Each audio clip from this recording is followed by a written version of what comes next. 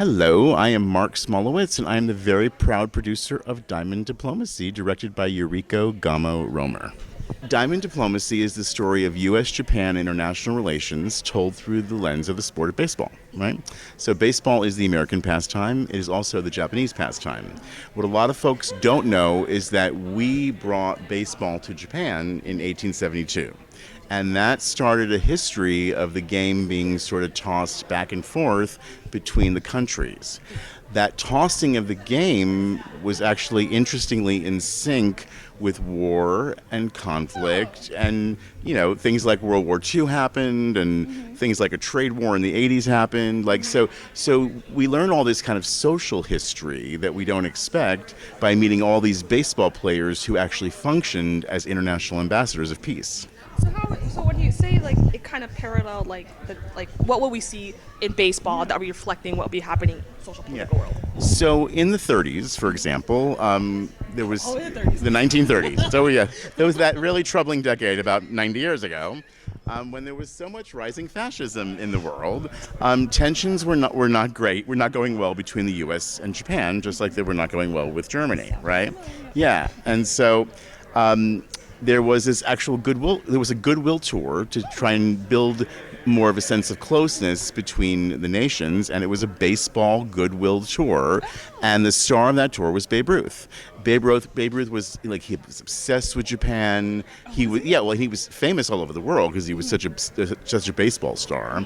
And he went over. He was like a rock star before rock stars existed, and he really the country fell in love with him, and vice versa. And there was all this talk how he kind of forestalled war because it was such a success, right? And then war happened. He was devastated. That's actually portrayed in the movie. And then after the war in 1949, there was another goodwill tour that was implemented by the San Francisco Seals, the baseball team at the time for San Francisco, to kind of heal and repair the relationship between the U.S. and Japan. So the Seals went over. They did all these free games. They opened the gates for children for free. Yes. And so the really sweet thing about that is that my director Yuriko. The way she got excited about this project is that she actually met a man who was the son of one of those baseball players who had in his garage in Northern California these rare 16 millimeter films in color of that tour in 1949. And they were in good condition? They were in good So she digitized them, showed them to me, and said, there's a story here that I want to explore. But the film also looks at baseball in the incarceration camps during World War II. The first Japanese baseball player to ever come to the United States came in 1964. His name is Mashi. He's in our film. He's still alive. He's a major character in the documentary. Yeah, so the film also follows several baseball players who came from Japan to here and then also went from here to Japan, right? So that's been an exchange that's been happening. Interestingly, the gentleman who is the player from the U.S. that we focus on is African American. So he had his own set of cultural challenges going and living in Japan. And then, of course, since the 90s, there have been 3 intensely famous Japanese ball players who've come over in Nomo for the Dodgers, Ichiro for the Mariners in Seattle, and now Ohtani, right? So they also play significantly in our film. And we were really fortunate at the tail end of our movie to be able to film Ichiro's induction into the Hall of Fame. So that was, so we've kind of covered it all, and I think the beauty of doing a movie over a decade is that while it feels like it's taking forever when you're making it, you have this kind of longitudinal approach to storytelling where you kind of have the gift of time, right?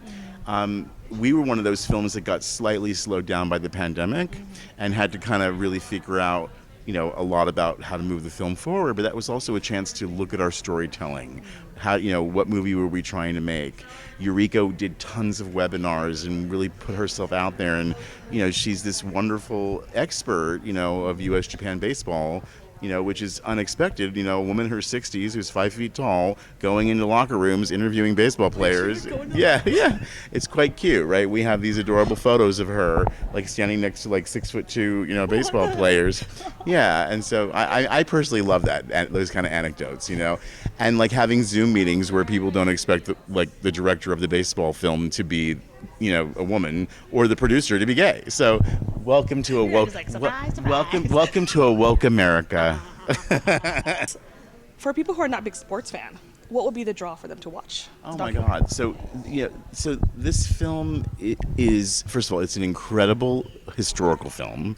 The archive is amazing. We have so much rare material. This movie will surprise and delight you. The history that you thought you knew, you will relearn it in interesting ways because of the lens of the sport.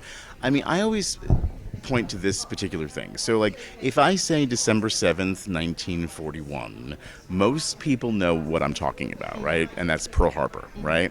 And, like, everyone has an image that goes off in their mind about that, horrific event in American history.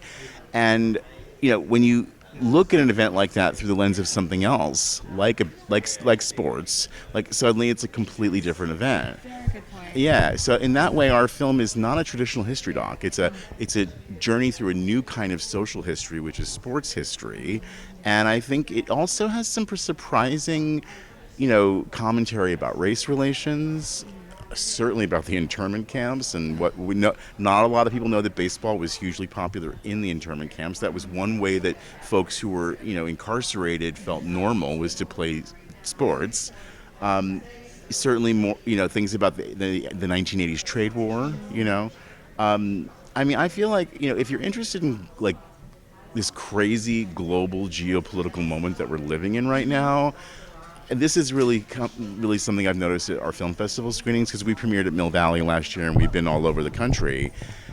American audiences are really moved and inspired by this story because it shows that in times of war and conflict, there are other alternatives. That people have found peace in surprising ways. The things can be on fire, but there's going to be something.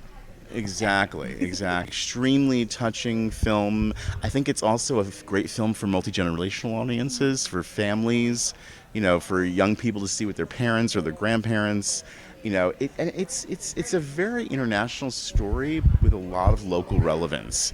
I mean, we're showing this movie in Des Moines at the end as part of Asian Pacific Islander Heritage Month. Like, the interest is far and wide. And for me, like, I really feel like movies like this belong in Los Angeles, obviously, but they belong in Des Moines too, right? Diverse communities in this country are everywhere. A lot of people share the love of baseball. And share the love of baseball, yeah. So how did you get involved in this project? What was it about it that you're like, I gotta get involved in this? Well, it really comes down to, for me, just generally the filmmaker, right? So I get really excited by talent.